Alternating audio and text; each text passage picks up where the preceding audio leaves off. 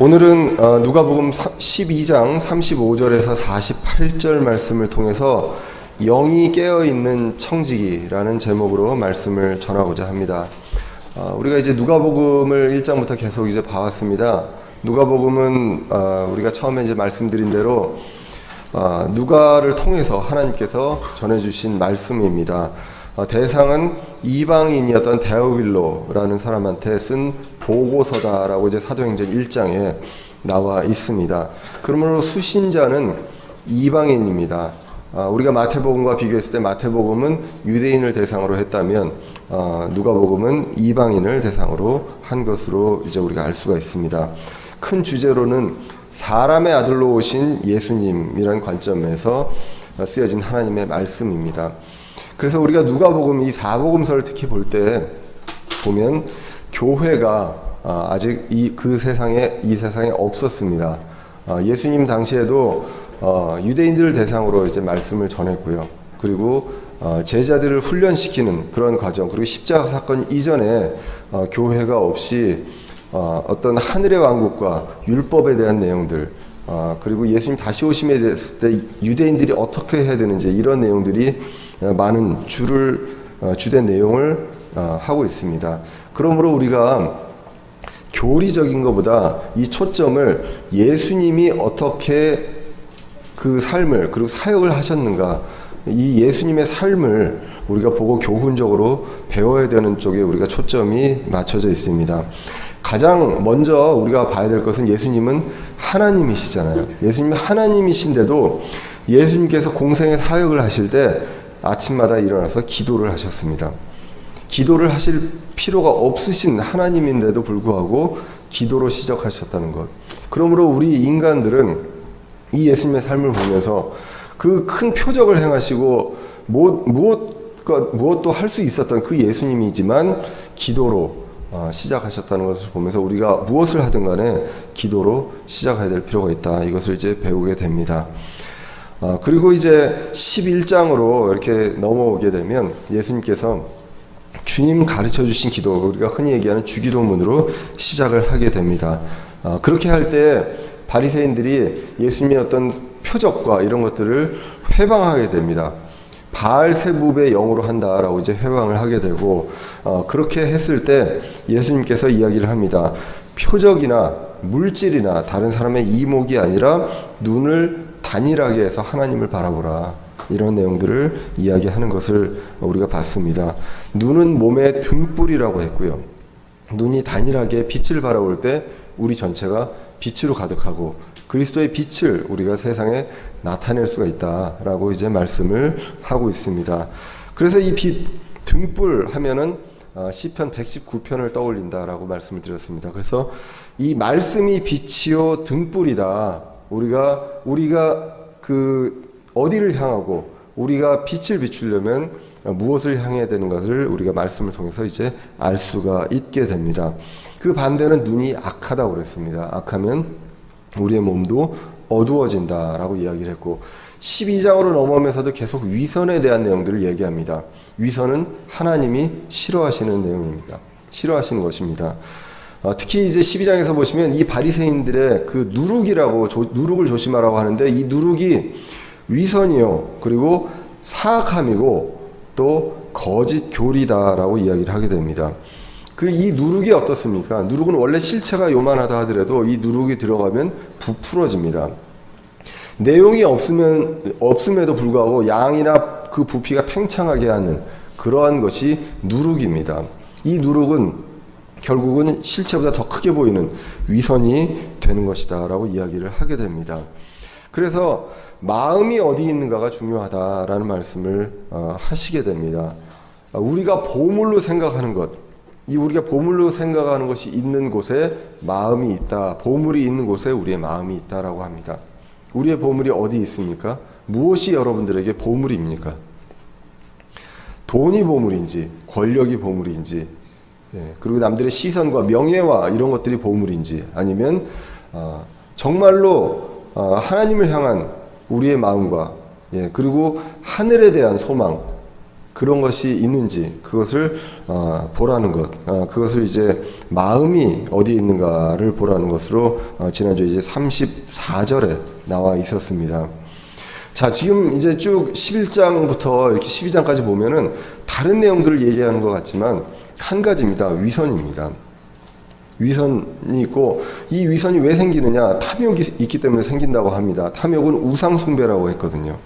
그래서 이러한 것들이 왜 생기냐 하면 남들에게 잘 보여지려고 하는 그러니까 우리의 눈이 하나님을 향하는 것이 아니라 다른 곳을 향할 때 이러한 위선들이 발생하는데, 그것을 하나님은 굉장히 미워하신다라는 내용을 이야기를 하게 됩니다. 자, 그렇게 나오면서 오늘 본문으로 이어지는데요. 오늘 본문은 사실 예수님께서 지상에 재림하시는, 지상으로 강림하시는 그때의 말씀을 하는 것을 우리가 본문을 읽으면서 알 수가 있습니다. 그리고 대상은 계속해서 지금 누룩처럼 부풀어져 있는, 그러니까 12장에 보시면 사람이 엄청나게 많이 모여 있거든요. 그렇게 엄청나게 많이 모여 있는데 이것은 누룩을 통해서 모여 있기 때문에 그 사람들을 대상으로 하는 게 아니라 제자들을 대상으로 예수님께서 계속 이야기를 하고 계십니다. 계속 이야기를 이어나가고 있으면서 우리가 지난 시간에 봤듯이 적은 양무리여라고 얘기하면서 아주 적은 소수의 제자들에게 이야기를 하고 있습니다.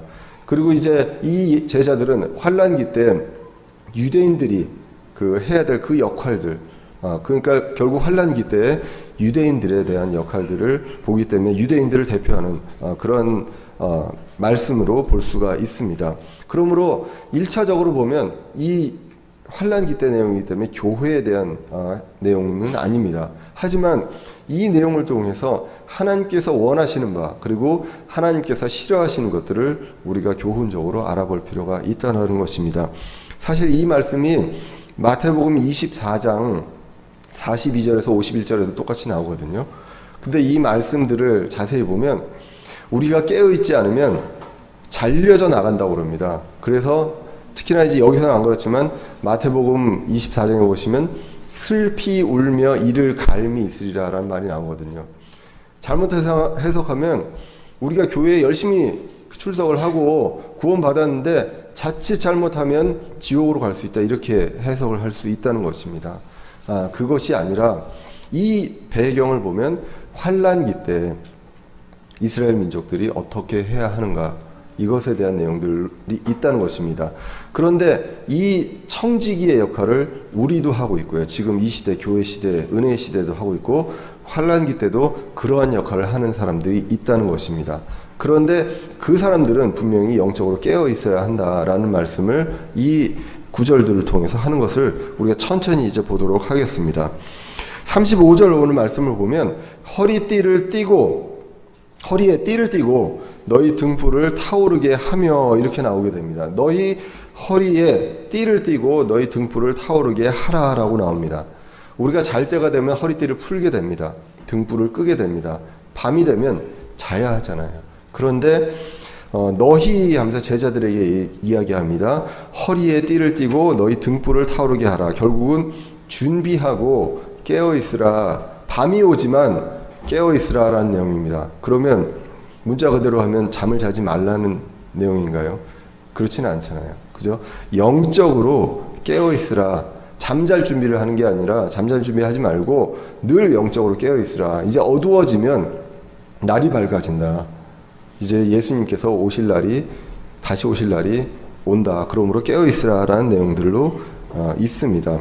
그렇기 때문에 항상 준비되어 있는 마음으로 영적으로 깨어있다. 영적으로 깨어있다는 얘기는 영적으로 우리 세상에 우리 앞에 닥쳐져 있는 일을 분별하라는 내용으로 성경을 통해서 이제 해석을 할 수가 있습니다. 자, 그리고 이 허리를 띈다는 것, 허리에 띠를 띈다는 것, 이런 것들을 어떻게 성경에서 말씀하고 있는지 한번 다른 구절을 보겠습니다. 에베소서 6장 13절 이하를 보면 이렇게 나와 있습니다. 에베소서 6장 13절에 보시면 그러므로 너희가 악한 날에 능히 버티어내고 모든 일을 행한 뒤에 서기 위해 하나님의 전신갑주를 취하라. 6장 14절에는 그런즉 서서 진리로 너희 허리를 동여매고 의의 흉갑을 입으며. 무엇으로 허리를 동여맵니까? 진리로 허리를 동여맨다고 합니다. 결국 진리의 띠라 매라라는 것. 근데 이 진리가 누구입니까? 예수님이시죠. 요한복음 14장 6절에 예수님께서 내가 곧 길이요 진리요 생명이라고 말씀을 하게 됩니다. 그런데 이 예수님은 처음부터 계셨던 누구십니까? 하나님이시여 또 말씀입니다. 그러므로 이 진리가 말씀이고 우리가 말씀으로 허리에 띠를 동여매야 한다는 것을 우리가 성경을 통해서 볼 수가 있습니다. 그리고 등불을 켜라. 우리가 11장에서 등불이 나왔습니다.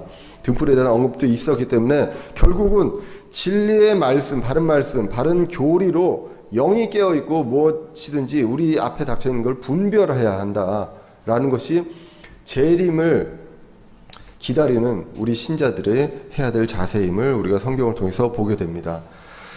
그래서 진리의 말씀으로 깨어있으라는 것은 당시 이 제자들 그리고 유대인들 그 환란기 때 유대인들뿐만 아니라 우리에게도 해당되는 말씀임을 베드로전서 5장 8절을 통해서도 볼 수가 있습니다. 베드로전서 5장 8절에 보시면 정신을 차리라 깨어있으라 너희 대적 마귀가 울부짖는 사자같이 두루 다니며 삼킬 자를 찾나니 라고 나오게 됩니다. 잠을 안 잘 수는 없습니다. 우리 육체적으로. 그렇기 때문에 잠을 안 잔다는 얘기가 아니라 영적으로 늘 깨어있고 분별할 줄 알아야 한다는 것을 보게 됩니다. 마지막 때가 될수록 속이는 자들이 많아진다고 합니다. 마태복음 24장 24절에 보시면 거짓 그리스도들과 거짓 대언자들이 일어나 큰 표적들과 이적들을 보여 할 수만 있으면 바로 그 선택받은 자들을 속이리라 라고 나오게 됩니다. 거짓 대언자들, 거짓 그리스도들도요 표적을 행합니다. 예수님만 행하는 것이 아니라 마지막 때가 되면 이러한 일들이 많이 일어난다는 것을 알 수가 있습니다. 신비주의적인 것들이 굉장히 아이러니컬하게도 많이 배운 사람들이 신비주의 쪽으로도 많이 빠집니다. 그러한 일들이 지금 많이 일어나고 있다는 것. 마귀가요 할 수만 있으면 누구든지 선택받은 자까지 속이려고 한다는 것, 그것을 우리가 보게 됩니다. 그러므로 허리띠를 띠고 등불을 타오르게 하라, 영이 깨어서 분별하라는 것입니다. 여러분들 우리 세상 문화를 많이들 이야기합니다. 세상 문화에 어떻고 저떻고 이제 이야기들 많이 합니다. 그럴 때 영적으로 잘 분별해야 한다. 음악과 영화와 모든 것들에 대해서 많이 이제 보게 됩니다. 특별히 이제 영화들을 보면 요즘에는 예전에 비해서 이 판타지 같은 영화들이 굉장히 많이 있습니다. 아주 자연스럽게 죽음과 그리고 어떤 죽은 영혼들을 만나는 어떤 이런 것들이 안 들어가 있을 수가 없어요. 드라마와 영화에 거의 대부분이 다 들어가 있는 것들을 이제 보게 됩니다. 우리는 영적으로 분별이 필요한 시대입니다. 마귀들은 이러한 문화들을 통해서 우리를 할 수만 있다면 속이려고 한다는 것입니다. 웬만하면요, 이게 하나님하고 틀리다, 이게 하나님이 과연 좋아하실까? 라고 그 의구심이 드는 거 있으면 웬만하면 이거는 하나님이 싫어하시는 것이구나 라고 판단을 하시면 될 정도로 이제는 거의 대부분들이 이러한 상황이다. 참 아이들을 키우기가 어려운 상황인 것을 우리가 느끼게 됩니다. 그러므로 우리는 정신을 차리고 깨어있으라라고 이야기를 한다는 것입니다. 환란기 때는 더합니다. 그리고 환란기 후반기 3년 반은 극심한 환란기임을 우리가 보게 됩니다. 사실 이 예수님은 오늘 제자들에게 이러한 내용들, 환란기 때 어떻게 해야 되는 내용인지 제자들과 그 유대인들에 대한 초점으로 이야기를 하는 것을 우리가 36절 이하를 보면 알 수가 있습니다. 36절에 보시면 이렇게 나옵니다. 너희 자신은 마치 자기 주인이 결혼식에서 돌아올 때에 그를 기다리는 사람들과 같이 되라. 그가 와서 두드리면 그들이 즉시 그에게 열어주리라 라고 나오게 됩니다. 주인이 나오게 되고요, 결혼식에서 돌아온다는 내용이 나오게 됩니다. 우리가 결혼식 이 구절들을 통해서 이때가 환란기에 이 땅에 있을 때구나라는 것을 우리가 알게 됩니다. 예수님께서 이 재림에 대해서는 우리가 다시 한번 많이 얘기했지만 사실 우리 교회 교인들은 재림에 대해서 굉장히 많이 아십니다. 그리고 좋아하시고 하는데 재림은 두 가지로 나눠진다는 것을 우리가 알 수가 있습니다. 공중으로 오시는 재림이 있고요. 공중에서 우리 교회들이 공중으로 올라가서 예수님을 만나게 됩니다. 그리고 땅에는 7년 정도 환란이 있습니다. 그래서 믿지 않은 사람들, 그 교회가 아닌 예수님 받아들이지 못한 사람들이 7년 동안 환란을 겪게 됩니다. 그 이후에 예수님이 지상으로 우리와 함께 내려오신다고 성경이 기록을 하고 있습니다. 그러므로 이 유대인들은요, 지상으로 내려오시는 예수님을 보게 됩니다. 그리고 그때 공중에서 무슨 일이 있습니까? 성경에서 말씀합니다. 그리스도의 심판석이 있습니다. 고린도서 5장 10절에 나오는 신자들에 대한 보상의 심판이 있습니다. 거기서는 보상을 받느냐, 보상에 손실이 있느냐의 심판이지 지옥으로 떨어지는 심판이 아님을 우리가 고린도후서 5장 10절과 고린도전서 3장을 통해서 우리가 보게 됩니다. 그리고 어린 양의 결혼식, 혼인 잔치가 있다고 요한계시록 19장 1절 이하에서 나오게 됩니다. 그러므로 이 환란기 때에 대한 내용들은 요한계시록 4장에서 19장에 걸쳐서 말씀을 하고 있는데, 결혼식은 공중에서 교회와 함께 우리 교회가 신부로서 예수님이 신랑으로서 결혼을 하는 그러한 내용들이 나오게 됩니다. 그 전에 우리는 공중으로 올라간다고 데살로니가전서 4장 16절에 나오게 됩니다. 주께서 호령과 천사장의 음성과 하나님의 나팔 소리와 함께 친히 하늘로부터 내려오시리니 그리스도 안에서 죽은 자들이 먼저 일어나고 그 뒤에 살아서 남아있는 우리가 그들과 함께 구름들 속으로 채어 올라가 공중에서 주를 만나리라. 그리하여 우리가 항상 주와 함께 있으리라. 이렇게 기록을 하고 있습니다.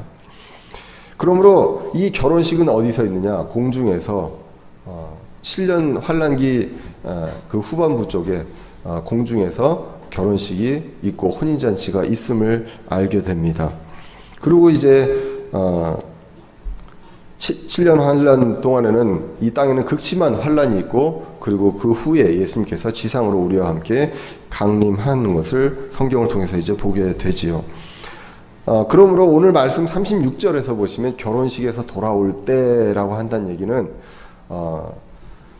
주인이 결혼식에 참여를 합니다. 네, 참여하고 결혼식이 끝나고 혼인잔치가 끝나고 돌아올 때라고 하기 때문에 지상에서 강림할 때, 지상으로 강림할 때 그때에 너희들이 깨어 있어야 한다. 유대인들이 깨어 있지 않으면 이러한 일들이 일어날 수 있다라는 것으로 우리가 이제 성경을 통해서 보게 됩니다. 여기서 보면 유대인들의 결혼 풍습을 다시 한번 말씀을 드려야 하겠습니다. 결혼식을 하고 돌아오는 일이 생깁니다. 그리고 신부를 찾으러 오는 일이 생기게 됩니다. 이게 이제 유대인들의 결혼식인데요. 유대인들은 결혼을 할 때 먼저 정혼을 하게 됩니다. 우리가 마리아와 요셉을 봐도 그렇지 않습니까? 정혼을 하게 됩니다. 근데 정혼을 할 때 어떻게 하느냐? 신랑이 신부에게 와서 정혼을 하게 됩니다. 정혼을 하게 되고, 그 다음에 신랑이 아버지 집 쪽으로 가서 처소를 준비합니다. 요한복음 14장에 보시면 내가 처소를 준비하러 가노니 라고 제자들에게 이야기를 하게 됩니다. 그래서 처소, 맨션을 준비하러 갑니다. 그동안에 신부는 기다리게 됩니다. 그런데 신랑이 언제 올지를 모릅니다. 한 1년 후지만 그 날짜를 정확히 모르는데 불시에 신랑이 신부를 찾으러 오게 됩니다. 그리고 이제 거기에서 혼인잔치를 벌이게 됩니다. 그래서 한 7일 정도 결혼식을 하게 되고, 그동안에 이제 신부는 공개가 되지 않습니다. 그 이후에 혼인잔치 때 신부가 사람들에게 이제 공개가 되는 그러한 순서로 유대인들의 독특한 결혼 풍습을 이제 보게 됩니다. 사실 이 결혼 풍습에도 예수님의 초림과 재림과 이러한 것들이 다 들어가 있는 것을 우리가 이제 성경을 통해서 이제 보게 됩니다. 그러므로 신랑이요, 신부를 찾아오는 날이 있고 결혼식이 있고, 그 다음에 결혼식 후에 다시 돌아오는 날이 있습니다. 그런데 이제 여기 오늘 주인이 결혼식에서 돌아올 때 기다리고 있는 사람들이 있다는 것. 이렇게 보면 마태복음 25장의 10처녀의 비유에 대한 내용들도 나오게 됩니다. 처녀가 있고 신부가 있습니다. 결혼식에는 처녀가 주인공이 아니라 신부가 주인공입니다. 그러므로 이 유대인들은 처녀다라는 것은 어떤 결혼식의 들러리로 들어가는 사람들입니다. 그래서 이러한 어떤 관점에서 봐야지, 그렇지 않으면 우리가 늘 깨어있고, 그렇지 않으면 들어가지도 못하고, 결혼식에 들어가지도 못하고, 혼인잔치에 들어가지도 못하고 슬피 울며 이를 갈미 있으리라. 여러분들 이를 갈고 싶지 않잖아요. 성경은 그렇게 이야기를 하고 있지 않습니다. 만약에 그렇게 한다면 사도 바울이 말하는 다시 한 번 받으면 잃을 수 없는 그 구원과 배치가 되는 그러한 성경으로 예수님이 다른 이야기를 하고 있는 것으로 보게 된다는 것입니다. 성경은 그렇게 이야기하지 않고 한 목소리만을 모든 성경에서 이야기를 하고 있습니다. 그래서 36절에 주인이 결혼식에 돌아올 때까지 기다리는 사람들이 있고요. 기다려서 깨어있는 사람들은 문을 열어줍니다. 이것이 바로 종의 도리입니다. 37절에 보시면 주인이 와서 그 종들이 깨어있는 것을 보면 그 종들은 복이 있도다. 진실로 내가 너희에게 이르노니 주인이 허리띠를 띠고 그 종들을 음식 앞에 앉히고 나와 그들을 섬기리라. 종들이 깨어있으면요, 주인도 종들에게 보상하신다고 성경이 기록합니다. 어떻게 보상합니까? 섬기신다라고 얘기합니다. 이 종들을 주인이 섬깁니다. 여러분들 이 구절에서 어떤 것이 생각이 납니까? 예수님께서 이것을 하셨습니다. 언제요? 제자들에게 발을 씻기셨습니다. 그렇게 보여주셨습니다. 앞으로 그러한 일들을 했을 때, 감당했을 때 주인이 섬기신다라는 것을 이야기를 하게 됩니다. 그것이 이제 요한복음 13장 4절에서 5절에 나오는 내용이고요. 그 다음에 이제 예수님의 재림이 밤에 이루어진다, 이렇게 볼 수 있는 것은 아닙니다. 유대인들의 시간에서 보시면 하루가 6시에 시작을 합니다. 그래서 밤을 한 4경으로 나누게 됩니다. 3시간씩. 그래서 1경이 6시부터 9시고요. 그리고 2경이 9시부터 12시, 3경이 12시부터 3시, 밤 12시부터 3시고요.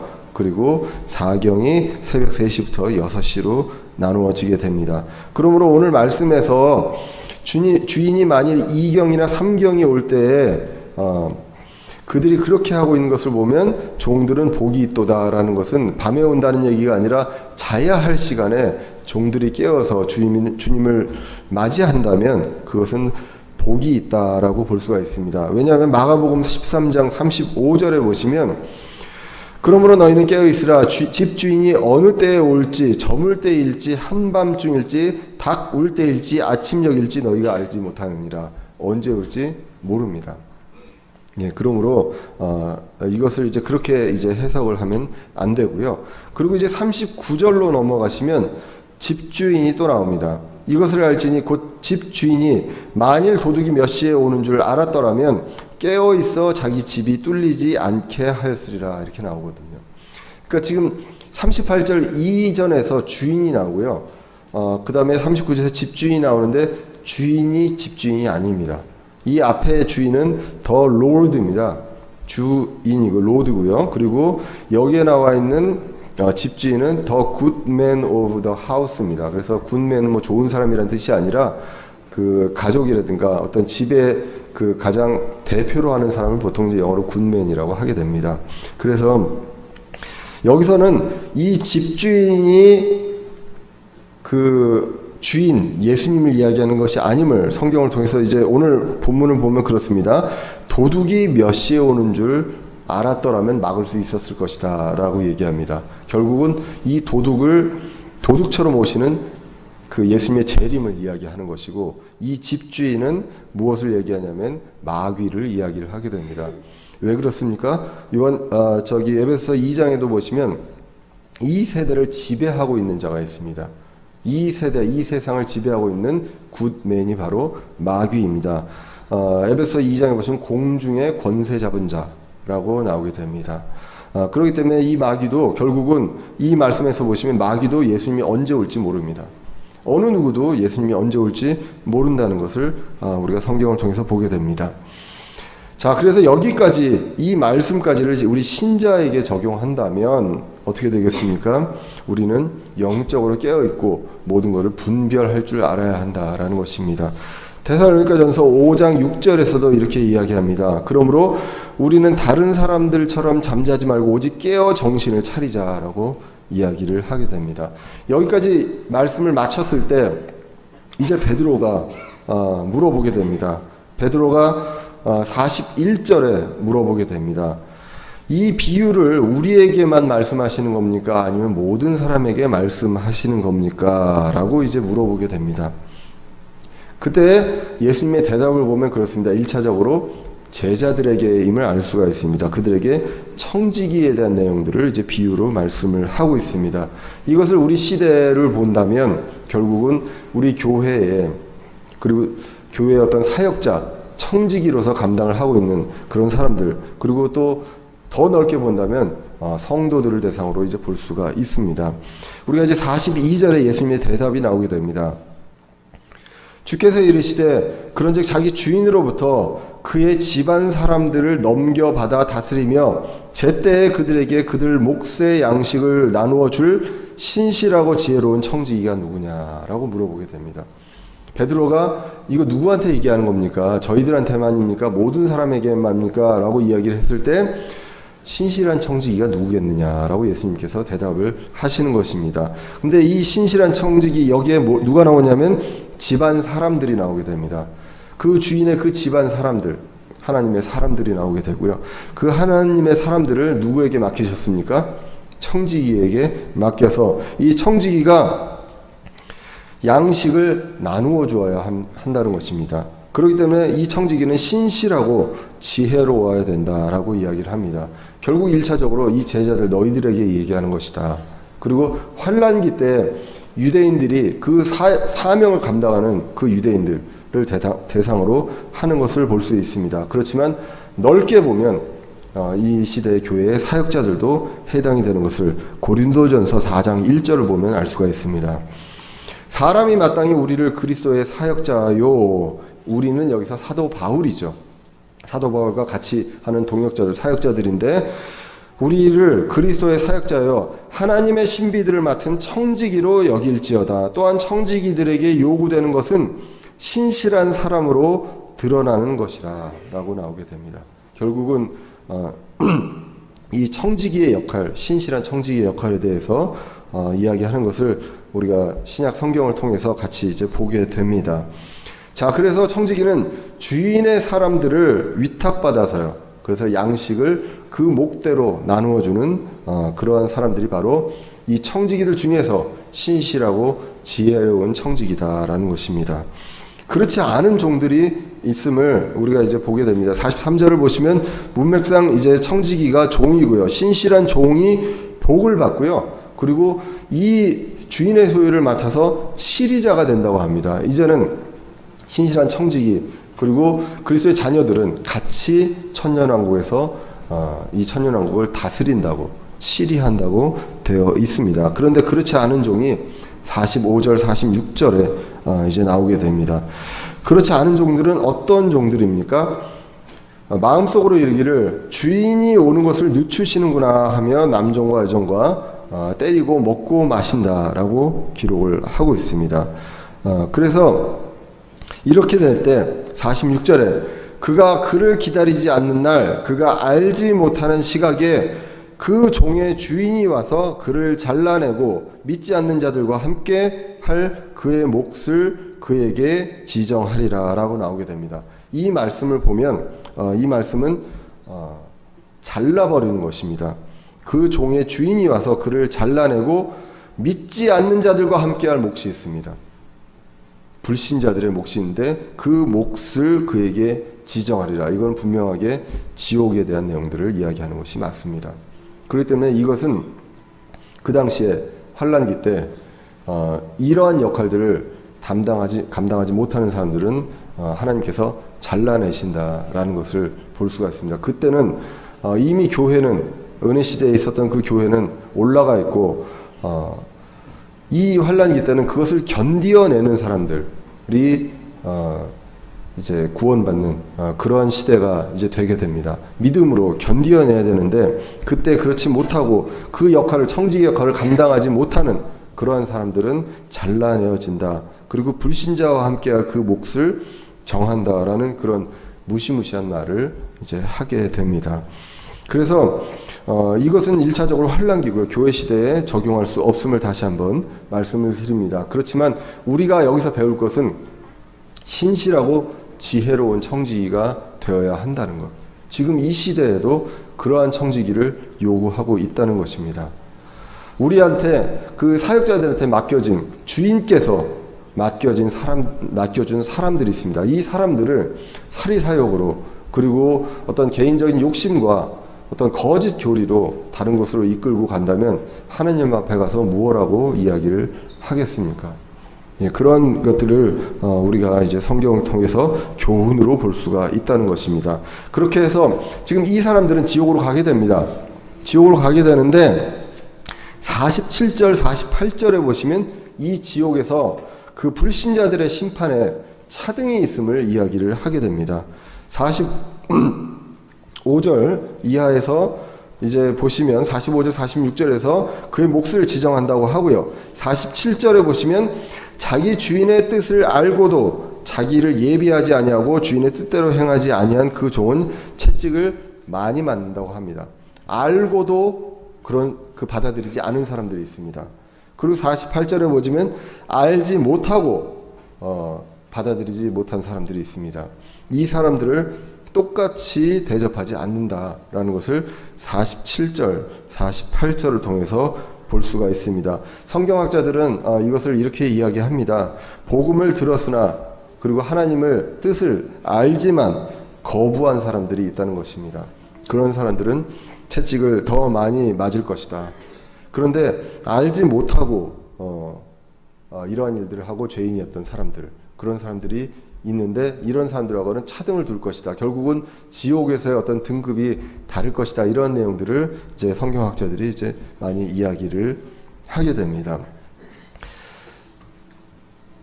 자, 그래서 오늘 말씀을 보시면 이제 48절까지 말씀을 보시면 제자들에게 비유로 하신 말씀입니다.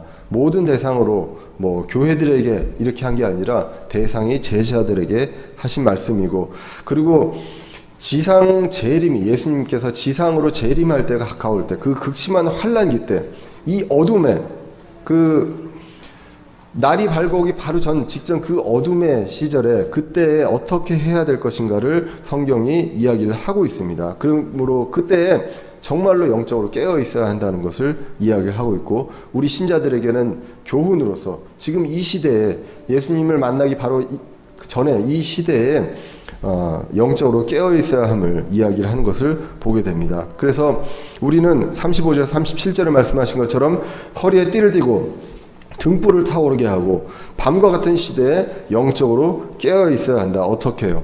진리의 말씀으로, 바른 말씀, 바른 교리로 영적으로 분별하면서 깨어 있어야 한다는 것. 세상에 모든 문화가 있고 여러 세력들이 있습니다.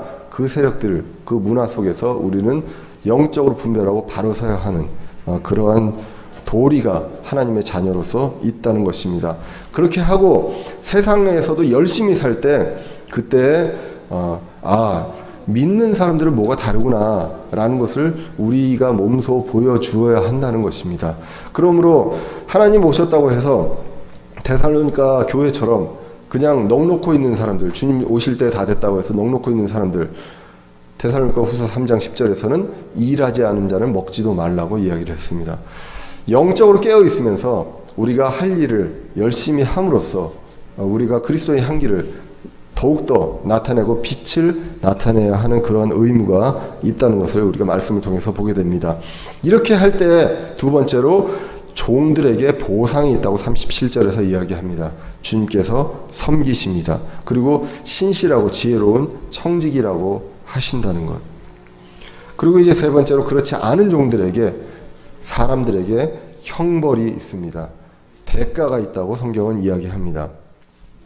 주님의 재림을 생각하지 않고 세상에 취해서 사는 사람들도 있습니다. 과연 이분들이 구원을 받았는지 한번 체크를 해봐야 됩니다.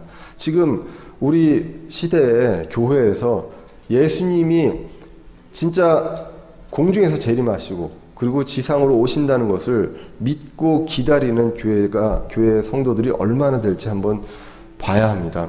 그게 중요한 게 아니라 오늘 하루하루 사는 게 중요하다 이렇게 얘기하시는 분들이 많이 있거든요. 그런데 우리는요, 성경을 보시면 신약 성경에서 구원 다음으로 제일 많이 언급된 것이 재림입니다.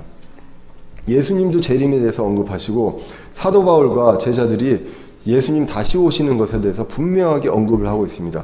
그것을 생각하면서 우리가 하루하루를 살아라 라고 이야기를 하고 있지, 재림보다는 이 세상에서 열심히 사는 것이 중요하다고 성경은 이야기하고 있지 않다는 것입니다.